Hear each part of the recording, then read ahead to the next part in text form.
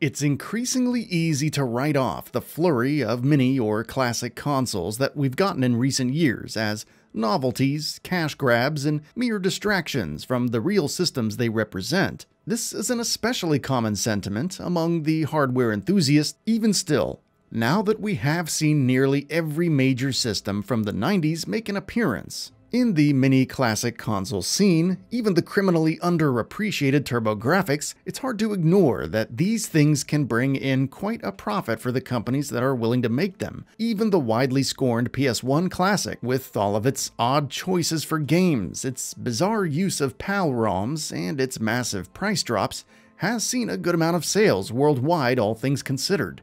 It's interesting then that nobody has really bothered to capitalize on this concept on anything past the 32-bit era. As of the writing of this feature, there are no public plans for an N64 Mini, an Atari Jaguar Mini, a 3DO Mini, a Saturn. You get the idea.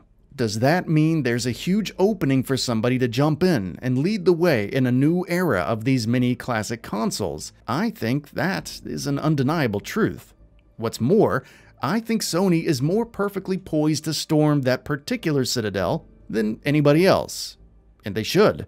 Obviously, the PS1 Classic is perhaps the most maligned member of the mini classic console club right now, and that's not for no reason. As mentioned, many of the ROMs that were chosen had incorrect frame rates for the regions that they were sold in. In-game selection wasn't nearly as good as it could have been. No Spyro, Crash, or Ape Escape? Really? And made a point to not include the DualShock, but rather the more retro-feeling OG PS1 controller that almost nobody remembers. These particular elements didn't go down so smoothly with many, hence the price drops, but the inclusion of two controllers and several great titles like Resident Evil and Final Fantasy VII did help nudge this thing over the finish line into semi-successful territory by the end of the quarter. Given that, history probably won't judge it quite as hard as it was judged at launch. Even the Sega Genesis Mini and TurboGrafx Mini, both far more critically welcomed consoles, have their issues. And this likelihood of history easing up on the PS1 Classic might be a window of opportunity for Sony to take another big swing at the whole thing and get a PS2 Classic right. The name recognition of the PS2 is obviously outstanding on its own, while those of us who were born in the 80s or early 90s definitely have that nostalgia factor. For our 16-bit and early CD-ROM games, there's a whole lot more gamers out there right now who feel that same way about their PS2s, GameCubes, and OG Xboxes.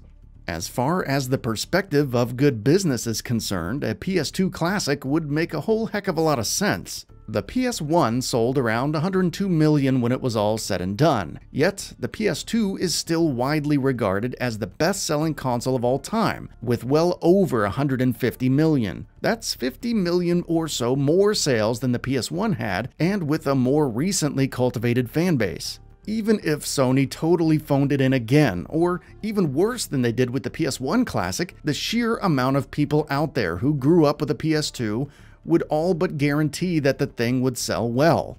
If you thought the PS1 coasted on its name recognition, just wait and see what the PS2 could do if Sony chooses that same route. That said, I hope Sony doesn't choose that route. With the PS4 being the clear winner in this gaming generation, far outselling everything from the past generation and the current one, surely they have the resources needed to give the PS2 the treatment it deserves with an authentic, fully fleshed out classic mini experience. To not do so would be a huge missed opportunity to drive sales even higher. There are some hurdles they would have to tackle. That would be fairly uncharted waters for them though. There's a reason why nobody has made any classic consoles from that generation. And it's that these games and this hardware was far more advanced and multifaceted than what came before it. PS2 controllers were analog. Saving your game was beyond standardized, and games just started taking up way more space. To pull this kind of thing off would require some real work on Sony's part to get the hardware and emulation right.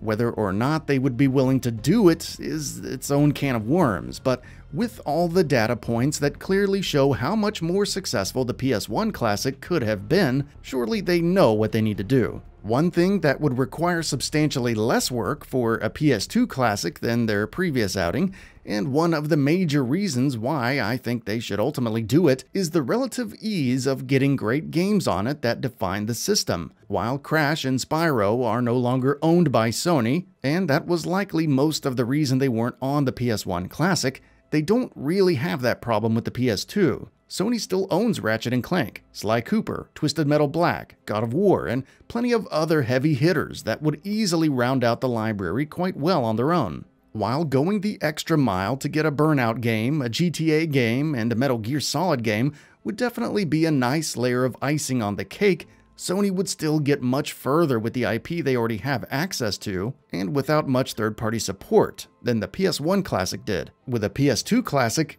who needs them? All they would have to do is make sure the games are the correct versions for their regions, and they'd be good to go. There are those who are down on the idea though, and it's not just the original hardware enthusiasts. And you know, they have some reasonable concerns. Firstly, the PS2 Classic would definitely be more work and cost more resources than the PS1 Classic did. While those costs would almost certainly be turned into profit, with the PS5 on the eve of launching, a second generation of their VR headset also likely on the way, and all the updates and long-term support those two things will require, is it really wise to be dumping resources and energy into a PS2 Classic right now? Sony seems to be, and rightfully so, laser-focused on riding the wave of success of the PS4 smoothly into the next generation right now, and it does make sense that they would be all hands on deck with nailing that. The last thing they need is a distraction from that goal, or something that might drain resources from it. Of course, they could outsource the PS2 Classic's development, but look how that turned out last time. Look how well that turned out for Sega before they got a hold of M2. So, while I am a proponent of the PS2 Classic being a thing, I also agree with the dissenters that if it's going to be done, it should be done right. It should be given the resources and time it needs to do the PS2 justice, and survive the round of critiques and comparisons it'll inevitably be subjected to. If Sony can't make sure that will happen, then yes, maybe the idea should stay on ice until the PS5 is out and walking on its own 2 feet for a while. That, to me, doesn't seem like a reason to not do it, but rather just a warning to make sure it's done well. Sony certainly has what they need to redeem themselves from the PS1 Classic and release an excellent PS2 version that does justice to the library. These mini consoles are not only a great way for people to easily play old games that they no longer have, but it also creates new fans of these games that might have missed out from being born too late or some other indefensible reason. Both outcomes are good for Sony though. Creating new fans and keeping the old ones are the two main hemispheres for long-term success of any gaming platform. And those two things are exactly what these mini consoles do when they're done right.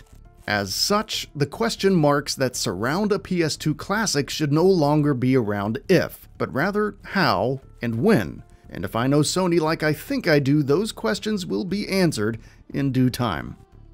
That's it for this video. If you enjoyed and would like to see more, feel free to hit that subscribe button and hit the notification bell to ensure you'll be notified when new videos go up.